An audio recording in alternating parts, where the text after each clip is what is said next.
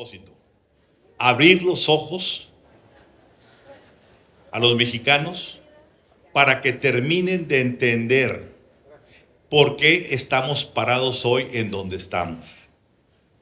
¿Qué nos tiene puestos en esta radicalización como país? ¿Y cómo podemos salir de ella? Porque si el diagnóstico está mal, si vamos a una radiografía y hacemos un mal diagnóstico, no hay forma de curarnos. Y el problema de este país es uno muy importante. Todos estamos súper distraídos viendo los títeres y no estamos viendo los titiriteros. Nos distraen diciendo el Chapo Guzmán, el Mayo Zambada, el Mencho, la Barbie. Señores, esos son los títeres. Los titiriteros están más arriba y ahorita lo vamos a ver. Este texto yo lo inicié hace 10 años y lo tengo dedicado a quienes lo vivieron, pero ya lo olvidaron, para que despierten. Somos aquellos que tenemos 50 años o más. Y la segunda dedicatoria, a quienes no lo vivieron, para que lo conozcan y no opinen, mucho menos decidan desde la ignorancia. Tenemos que despertar a las nuevas generaciones. Y este libro lo que pretende es darles a conocer que este país es una falacia, que en las últimas 6 décadas hayamos estado jugando a la democracia. Falso. Este país no está como está por la bronca del PRI con el PAN con el PRD y el PRD con Morena. El problema de este país radica desde 1958 en la disputa de 2 familias políticas, de 2 clanes políticos, los Echeverría y los Salinas. Comienzan en 1958, en el sexenio de Adolfo López Mateos, donde, ahorita vamos a ver un poquito de la historia para entender dónde estamos parados.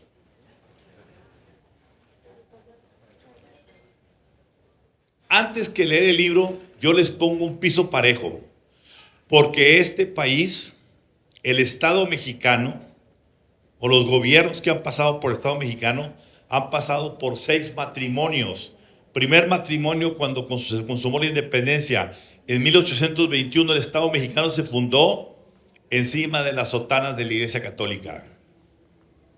Cuando Miguel Hidalgo y Morelos y todo el séquito de la Iglesia arman la independencia y el Estado mexicano se funda de la mano de la Iglesia. Tan es así que 56 años más tarde viene un señor llamado Benito Juárez y dice: reforma, separación Iglesia-Estado.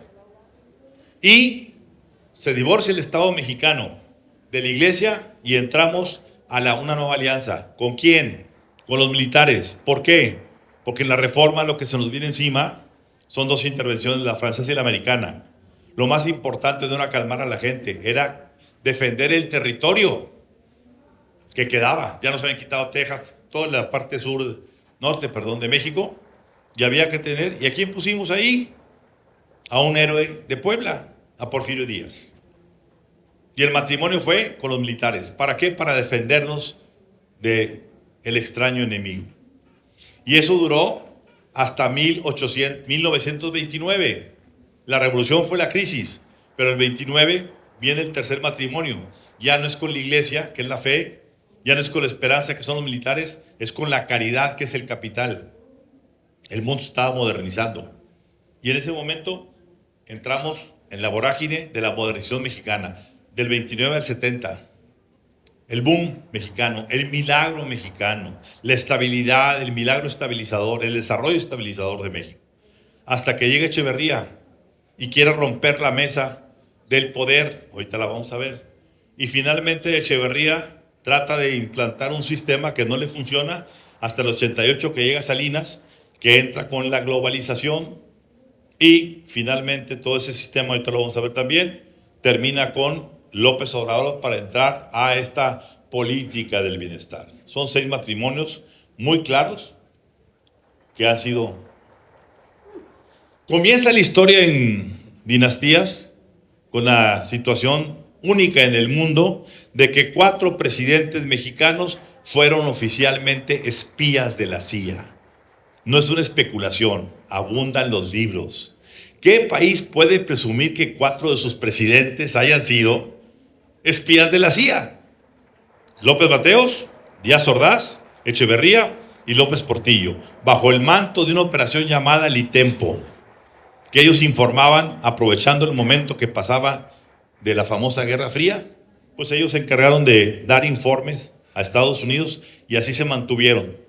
Pero Kiki Camarena, el agente de la DEA asesinado, ¿quién terminó pagando la purga de esa condena? Rubén Zuno Arce, hermano de María Esther Zuno de Echeverría. ¿Quién manejaba ese grupo? José Guadalupe Zuno, el gobernador de Jalisco, suegro de Echeverría. Viene el caso de Camarena, que no tenemos tiempo para platicarlo en detalle, y ese cártel de Guadalajara brinca en los Portillos a ser el cártel de Juárez. Y después de los Portillos se brinca a San Miguel de la Madrid y es el cártel de Tijuana. Y de la Madrid deja todo a Salinas y Salinas crea por la tierra cercana a Monterrey el cártel del Golfo. Se va a Salinas y pasa el señor Cedillo y la familia de Cedillo crea el cártel de las metanfetaminas. Y de Cedillo brincamos a Fox y Fox es el que suelta al Chapo Guzmán de la cárcel. El día que va a visitar esa cárcel el subsecretario de Gobernación, Jorge Tello Peón. Y les pregunto, les doy una pista por ahí. ¿Quién fue el policía, simple policía en ese momento, que fue a investigar la fuga del Chapo? Un policita llamado Genaro García Luna. Y el cártel de Sinaloa se mantuvo vigente durante todo el periodo de los panistas, con gran fuerza con Felipe Calderón. ¿Por qué Felipe Calderón no puede hacer nada contra García Luna? Porque García Luna tenía videos de Calderón y de Fox en acciones personales muy comprometedoras, sobre todo de Calderón, en la casa Ávila Camacho, fiestecitas donde había excesos. Y todas las grabó el policía García Luna. Por eso fue el único secretario de Estado que nunca fue removido. Para fortuna de todos nosotros, hoy está en Nueva York. A mí me decían cuando yo tenía el reporte índigo, porque fue el medio que más estuvo encima de ellos, te va a matar García Luna. De Felipe Calderón. Se va Felipe Calderón, entra Peña Nieto. ¿Y qué hace Peña Nieto? Regresa a la cárcel al Chapo. ¿Y qué crean? El señor Osorio Chong, desde Gobernación, con doble papel de Gobernación y secretario de Seguridad Nacional, crea el cártel Jalisco Nueva Generación. O otra vez Jalisco. Jalisco está muy presente, ¿eh? Muy presente. Primero, Fernando Gutiérrez Barrios. Gutiérrez Barrios, ¿quién ha sido el personaje de política más perverso que ha tenido este país? Y que fincó su fortaleza en haber sido el simple policía, como García Luna, cuando era simple policía Gutiérrez Barrios en los años 50, principios de los 60, que detuvo a un personaje llamado Fidel Castro y el Che Guevara, y lejos de desaparecerlos, porque eran donadies en esa época, eran rebeldes que querían derrocar a Batista, le consiguió con Miguel Alemán, el presidente, el Granma, el barco con el cual se embarcaron y los dejaron ir. Y eso nunca lo olvidó Fidel y siempre fue agradecido. Y esa fue la fortaleza de Gutiérrez Barrios siempre, que era el intermediario entre el gobierno mexicano y el cubano, pero más importante, el doble agente, porque era un litempo de la CIA, que mandaba las órdenes de Fidel Castro y los secretos a Washington. El otro, Manuel Bartlett. Señores, Manuel Bartlett, ¿por qué es el único político intocable de este país? Ni Salinas, ni López Obrador, ni Fox, ni Calderón, nadie. Porque el señor Bartlett ha pasado todos los colores del arco iris político. Hay un capítulo que dedico a eso, que yo llevé videos al presidente López Obrador y ahí rompí con él cuando el presidente vio los videos y no quiso entrarle al toro, cuando estaba la esposa de Bartlett contando su dinero de un moche de millones de dólares. Bueno, este señor, ¿saben por qué no lo pueden meter a la cárcel y no puede hacer nada? Porque este señor logró desviar la atención de lo que pasó aquí en Guadalajara con Camarena. Camarena no era que descubriera el rancho del Búfalo. era que descubrió que en el Búfalo había droga de los cárteles de Colombia, de Escobar y de Rodríguez Gacha. Y que ese dinero la CIA cobraba el 20% para mandar ese dinero a los contras de Nicaragua. E iban a decir eso próximamente, nada más que si eso salía al público, el hombre que hizo la operación, que ya no era director de la CIA, era un señor llamado George Bush padre. Y en ese momento era vicepresidente de Estados Unidos, camino a ser el próximo presidente después de Reagan. Y si eso se sabía, se les murió, y la historia de Bush y los contras con el dinero de aquí no salió. Se quedó únicamente la parte de las armas de Oliver North, pero no estas. El tercero, García Luna, ¿qué les digo? Ya sabemos todo de García Luna. ¿Quién es, cómo se apapachó, cómo lo hicieron? Señores, en el libro revelo, y nadie me ha desmentido, quien mató o quien mandó tirar, ¿qué país tenemos de que tenemos mal mantenimiento en las aeronaves del gobierno, hombre? Se nos cayó Ramón Martín Huerta con 4 subsecretarios en el sección de Fox, y se nos cayeron 2 secretarios de gobernación, Muriño y Blake, en helicópterazo y en un avión. ¿Quién los tumbó? Ahí vengo diciendo quiénes. No se los digo todo en el libro. Pero sí les digo quién era que quería quedarse con gobernación. García Luna decía, si se cae Muriño, yo puedo sentarme en gobernación. Se cae Muriño, no puedo entrar porque de arriba de Estados Unidos dijeron, ese señor no entra. Ponen a Blake, se cae Blake, y creía él que le iban a poner, tampoco lo pusieron.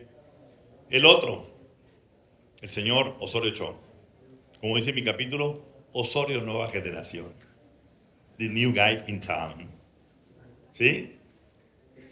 A él le dieron lo que quería toda la vida hacer García Luna, secretario de Gobernación y simultáneamente secretario de Seguridad. Todavía está pendiente un litigio con su brazo derecho, que era Frida Martínez, por más de 2.500 millones de pesos desaparecidos, que se los perdonó el señor López Obrador, quien en sus mañaneras nunca tocó ni a Peña Nieto, ni a Videgaray, ni al señor Osorio Chong, por la razón que sea. Y Osorio se convirtió en el enemigo público número 1 del ITO y del PRI, hasta que renunció. Y el último, ¿quién es? El del sexenio del señor López Obrador, Ricardo Peralta, el hombre que empezó siendo director de aduanas y que le descubrieron que vendió todas las aduanas entre $1 millón y $5 millones. El que creó el huachicol fiscal y el que repartía ese dinero junto con Mario Delgado a todos los partidos políticos, todos de Morena, con el dinero que brincaron de 3 gubernaturas a 22. Y que pronto, en el 2025, van ustedes a ver, ya Magenta sacó toda la historia, pero es la historia. No, las consecuencias de la historia van a aparecer ahí. Y lo veía bien.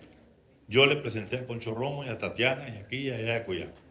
Yo sí creía que eran los que podían cerrar esa brecha de los muy pocos que tienen demasiado y los demasiados que tienen demasiado poco. Me pasó lo que a José José, pobre tonto, ingenuo, charlatán, que fui paloma por querer ser gavilán. Fraude completo el señor. Y muchos fuimos y muchos caímos, lamentablemente. Pero esta anécdota lo pinta de carne y hueso. Un día me habla y me dice, ¿dónde está Ramón Alberto? En Monterrey. Estoy en Saltillo, me quieres juntar con un empresario, no me interesa, vente a comer conmigo al Artemio.